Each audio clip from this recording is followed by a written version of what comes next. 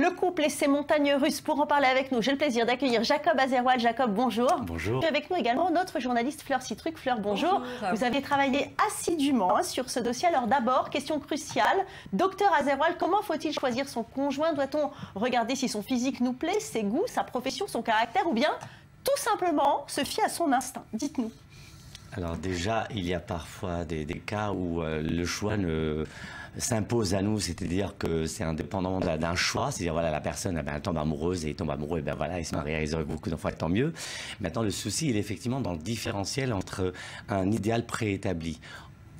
Un exemple concret, je me souviens à l'époque, je m'habillais que en veste croisée.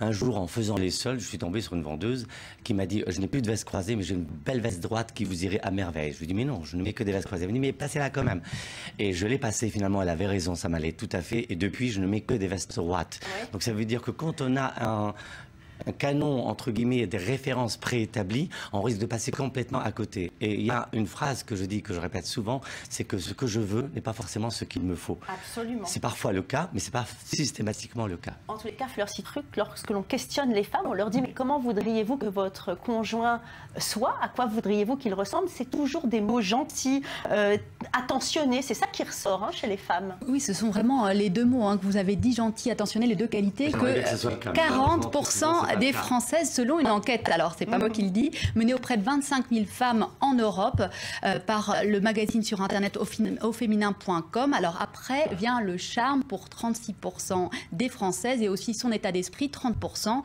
mais pas le look. Alors là, ce critère n'est pas du tout mis en avant, quelle que soit la nationalité des répondantes. Est-ce que les hommes, s'ils ont une cervelle bien faite, ça compte? Eh bien pour la drague, pas du tout, puisque à part les Italiennes et les Polonaises, eh bien les femmes ne sont pas séduites par cet aspect-là. Et les blagueurs, c'est pareil, ils font plutôt chou blanc en France. Et puis il y a le syndrome du prince charmant. Alors Jacob Azerwal, on s'en souvient toutes de cette scène avec le beau prince. Ça y est, je suis séduite.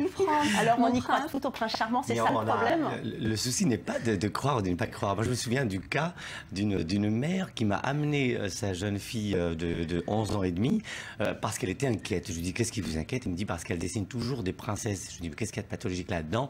En fait elle avait peur que ce soit un refuge, que ce soit un refus de la réalité.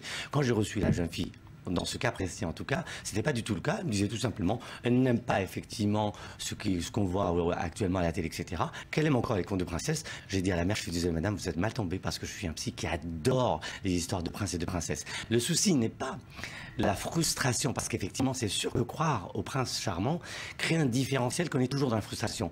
Le souci en fait n'est pas tant là, il est dans la définition de qu'est-ce qu'un prince charmant. Est-ce qu'être un prince, c'est forcément être à la tête d'un royaume? Ou est-ce qu'être prince, c'est avoir d'autres qualités qui sont néanmoins peut-être autant qu'avoir un royaume? Même chose, est-ce qu'une princesse, c'est forcément une fille mince, élancée, avec des cheveux longs?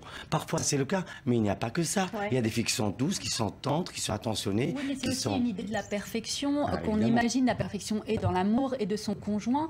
Et d'ailleurs, cette perfection, on l'a au départ quand on tombe amoureux. Donc c'est compliqué ensuite de revenir à la réalité. D'autant que les femmes, il y a beaucoup de femmes qui disent que les hommes sont égoïstes. Il y a un peu de vrai là-dedans quand même. Alors là, on a abordé deux sujets. Le souci de la perfection et le souci de l'égoïsme. Alors l'égoïsme, malheureusement, alors en tant qu'homme, je peux le dire. Vous êtes égoïste? Nous sommes égoïstes par nature, c'est-à-dire que de même qu'il y a des voitures qu'on vous livre avec, c'est pas des options, c'est le siège en cuir et livré avec, les mecs sont livrés direct, ils sont égoïstes par nature. Donc effectivement, c'est uniquement le fait de s'établir en couple, d'avoir des enfants qui nous amène à nous intéresser à quelqu'un d'autre que nous-mêmes. Mais par définition et de manière spontanée et naturelle, nous sommes d'abord des êtres égocentriques. Maintenant, c'est à la femme à qui on demande la patience et l'indulgence de vouloir nous accompagner vers ce développement de l'altérité. Fleur, je dois par contre vous répondre sur l'histoire de la perfection. Alors, le souci de la perfection, c'est que qu'est-ce que c'est que la perfection? Et là, encore une fois, il y a un problème de définition. Qu'est-ce que c'est la perfection? Un exemple que je rapporte de manière générale, c'est qu'en science, on nous avait enseigné que l'air, s'il n'était fait que d'oxygène, il serait irrespirable. Il faut de l'azote, il faut un mélange d'azote. Donc ça veut dire que quand c'est trop pur, ce n'est pas bien. Et moi, en tant qu'homme, je suis désolé, je ne suis pas sensible tellement à la beauté mannequin.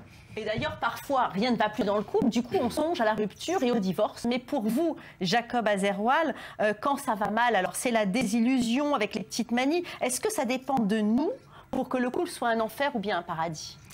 Excellent. Wow. Alors là, il me faudrait des heures pour parler de tout ça. Il y a Sœur Emmanuelle qui a écrit Le paradis, c'est les autres. Et il y a un autre très connu qui a écrit L'enfer, c'est les autres. Alors, c'est le paradis ou c'est l'enfer? Ben, évidemment, quand l'autre nous envoie une image positive, c'est le paradis. Quand l'autre nous envoie une image négative, c'est l'enfer. Quand il dit je suis pas heureux, tu n'es pas heureuse, eh ben on divorce. Est-ce qu'ils ont tort? Ils n'ont pas tort. Mais à la condition, est-ce que c'est réparable ou irréparable? C'est irréparable, il n'y a pas de problème. Il faut divorcer. Mais dans une société du jetable, j'ai l'impression que plus personne ne veut rien réparer et qu'on jette tout à la poubelle. Dites-moi, la sexualité, c'est un thème central aussi pour la réussite d'un couple. Alors, Fleur. les couples disent que c'est très important, mais vous avez un avis un peu différent là-dessus. Vous dites que ce n'est pas central. On a déjà parlé de sexe entre vous et moi, déjà pour avoir... Allez, merci beaucoup. Malheureusement, c'est bientôt terminé. On n'aura pas la réponse. Si j'ai un seul conseil à donner en tout cas, c'est la gentillesse et la compassion. N'oubliez pas que c'est votre partenaire et pas votre ennemi. Ne diabolisez pas l'autre. Cherchez à réparer. Merci beaucoup. Le couple, on l'a vu, ce n'est pas une histoire de tout repos, mais le jeu en vaut franchement la chandelle. Alors accrochez-vous. Demain, nous parlerons de la Ritaline, ce médicament de plus en plus répandu pour calmer les troubles de l'hyperactivité chez l'enfant. Vraie solution ou drogue de l'enfance? Eh bien, nous verrons ça dans notre prochain grand dossier. En attendant, chers téléspectateurs, c'est déjà l'heure de nous quitter. Surtout, ne changez pas de chaîne. Vous êtes sur i24 News et vous êtes au bon endroit. À demain.